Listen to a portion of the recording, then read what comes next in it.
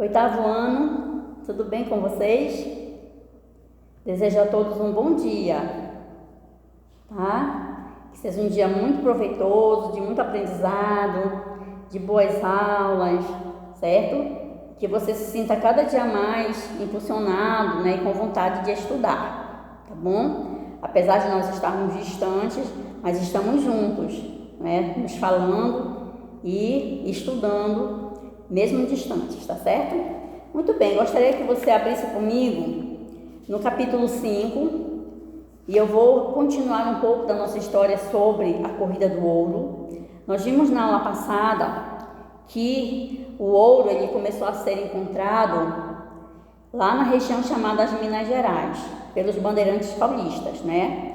E nos primeiros momentos desse achado, muitas pessoas foram para lá, tá certo? Chegaram tantas pessoas de outras partes que os paulistas começaram então a não permitir que aquelas pessoas que vinham de outras regiões minerassem também. E eles chamavam essas pessoas de emboabas. Aí teve a guerra, tá certo? Lembra, né? Teve a guerra dos emboabas, mas não houve vencedor.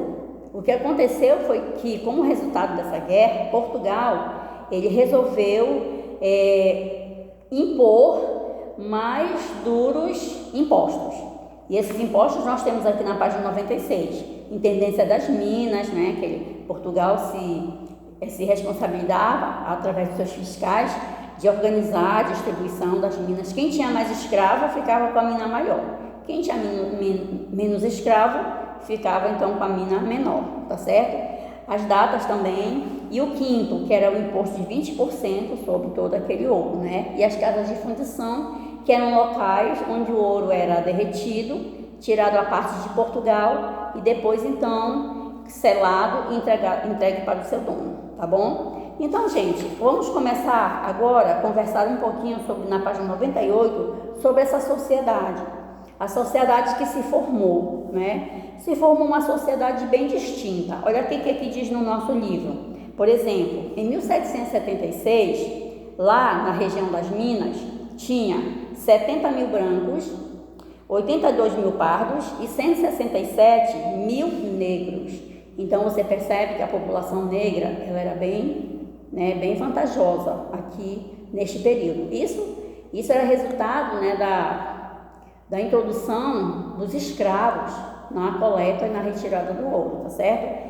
Então, era uma sociedade diversificada e muitas atividades eram feitas ali, né? Nós temos aqui, além dos mineradores e garimpeiros, nós temos comerciantes, soldados, artesãos, médicos, advogados, funcionários do governo, entre outros, tá? Então, era uma sociedade onde tinha uma variedade de profissões e variedade de pessoas, tá certo? Aqui na página 99, nós vemos também que um dos grupos que passou a ser muito interessante nesse período foi o grupo dos artistas, certo? Então, isso quer dizer que a região das Minas, ela também proporcionou a arte, tá bom? E interessante que até pessoas negras mesmo, nesse período, elas também puderam participar da arte lá na região das Minas, tá bom? Nós temos aqui como exemplo o Aleijadinho. O nome dele era Antônio Francisco Lisboa. Ele foi um escultor muito, digamos assim, que tinha um dom muito especial, né, para esculpir, e ele então foi convidado para fazer muitas obras ali nas catedrais, nas igrejas, né, daquelas cidades que se levantavam ali na região das Minas, tá certo? Ele é um exemplo de um brasileiro, né, tradicional, que prima pela arte, né? Se você for depois pesquisar sobre ele, ele sofria de uma doença muito terrível, e mesmo assim, né, com suas mãos enfaixadas ali, sangrando, ele conseguia esculpir, ele conseguia trabalhar, tá? Então, isso nos faz ver que a arte era algo importante na região das Minas também. Olha, tinha festas religiosas, como a Congada.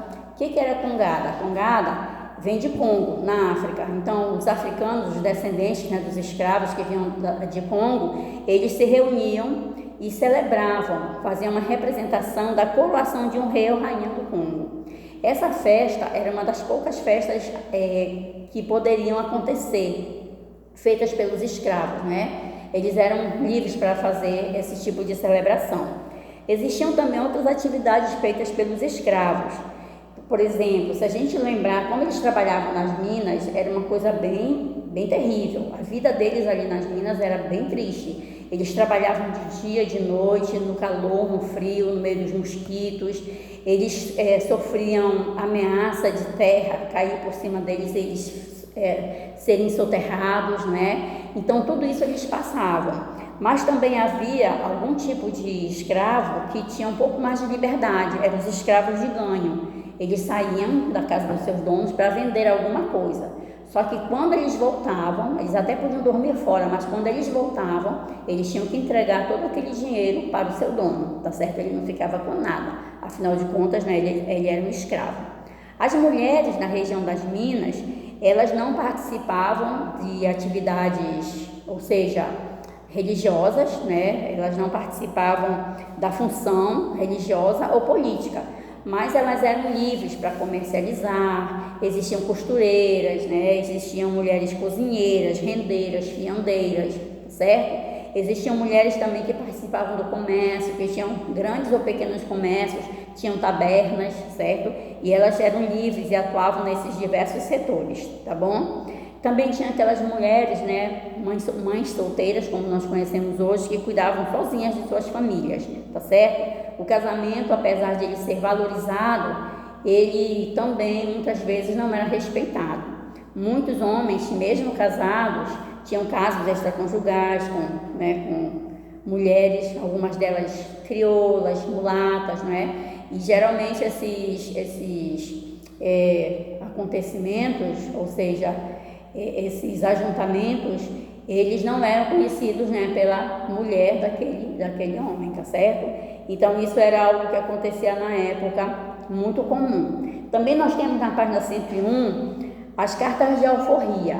As cartas de alforria era quando um escravo ele conseguia comprar a sua liberdade, né? Ele juntava dinheiro durante muito tempo até que ele conseguia comprar. Então se ele tinha um dono que tinha um coração mais maleável, né? Aquele dono então dava para ele a carta de alforria, vendia para ele essa carta e ele passava a ser um ex-escravo, tá certo? Então nessa sociedade mineradora, também nós vemos a presença de homens livres pobres. Eles não conseguiam, às vezes, algum trabalho e ficavam perambulando pelas ruas e sendo vigiados de perto pela polícia, tá certo? Bom, a região das minas, como você percebe, era muito dinâmica. E na página 102 nós encontramos de novo aquele velho conhecido nosso chamado Marquês de Pombal, né? O nome dele era Sebastião de Carvalho e Melo. Este homem, ele era o primeiro-ministro do rei Dom José I de Portugal e ele tinha muitos poderes em suas mãos. E ele ganhou mais poderes ainda quando, depois de um grande terremoto em 1755, ele foi o responsável por reorganizar Portugal, né? Digamos, reconstruir Portugal. Então, depois que isso aconteceu, ele ganhou do rei, assim, muito prestígio, né? Era uma pessoa de confiança. E ele veio aqui para o Brasil. E aqui no Brasil, ele bateu de frente com os jesuítas, né? Porque os jesuítas faziam os índios trabalharem e tudo mais. Então, Marquês de Pombal, ele, para completar a sua organização, ele expulsou esses jesuítas das colônias portuguesas, não é? E implantou o Diretório dos Índios, tá? Dando um pouco mais de liberdade aos índios. Só que essa liberdade, ela era uma liberdade limitada, que a gente já ouviu falar sobre isso. Uma das coisas que ele implantou aqui também no Brasil foi a proibição de os indígenas falarem suas línguas nativas, tá? Eles teriam que falar o português, tá certo? O resultado disso foi ainda uma opressão maior sobre os índios, tá bom? E a exploração da mão de obra. Esse diretório foi abolido em 1798, tá bom, gente? Muito bem, aí nós conhecemos algo que ficou conhecido como derrama. O que seria a derrama? A derrama era um imposto também de Portugal. Durante o ano tinham que ir para Portugal sem arrobas de ouro. O ouro já estava acabando, tá entendendo? Mas mesmo assim Portugal continuava querendo ouro. Então as pessoas que tinham minas, aqui os homens ricos, a elite, né, tinha que mandar para Portugal essas 100 arrobas todos os anos. Se não, os fiscais vinham, entravam na casa dessas pessoas e levavam tudo aquilo que era de valor, tá bom? Então a derrama era algo assim terrível, né? Que era temido por todos da elite mineira, tá bom? Até que então algumas pessoas, alguns homens começaram a conspirar contra a coroa portuguesa e resolveram então separar a região das Minas do restante do Brasil, formar um novo país, que seria um país republicano, uma nova república, tá certo? Seria um país parlamentarista. Então eles tinham um sonho para esse novo país. Só que aí essa conspiração não deu certo, porque um homem chamado Joaquim Silvério dos Reis, ele denunciou os seus amigos, porque ele tinha muitas dívidas com a coroa portuguesa. Então ele recebeu perdão pelas suas dívidas e em troca o rei de Portugal disse que ele teria que entregar os seus companheiros, e foi isso que ele fez. Entregou os conspiradores, né? Dentre esses conspiradores tinha um único que era pobre, que era justamente Joaquim José da Silva Xavier, o Tiradentes, né? Então, o que foi que Portugal fez? Ele mandou seus fiscais, a polícia, né, o policiamento, e muitas dessas pessoas foram presas, outras foram extraditadas para a África, levadas para outros locais, mas alguém tinha que morrer. E o escolhido para morrer foi justamente Tiradentes, tá bom? Por que ele foi escolhido para morrer? Porque ele era pobre, não tinha bens, não tinha nada, né, que se pudesse reivindicar. Então, ele serviria de exemplo para que todas as pessoas, ao olhar aquela cena, né, não quisessem fazer o que eles tinham feito, ou seja, conspirar contra o rei de Portugal. E foi assim que Tiradentes deu a sua vida, né, em favor, digamos assim, da República, né? A República só seria proclamada muitos anos depois, mas ele já deu a sua vida pela proclamação da República, tá bom? Então a gente fica por aqui. Em um outro momento eu vou voltar com vocês sobre a história de Tiradentes, que ela é muito importante para o nosso contexto brasileiro, mas por enquanto a gente fica aqui, tá bom? A gente se vê na próxima. Tchau!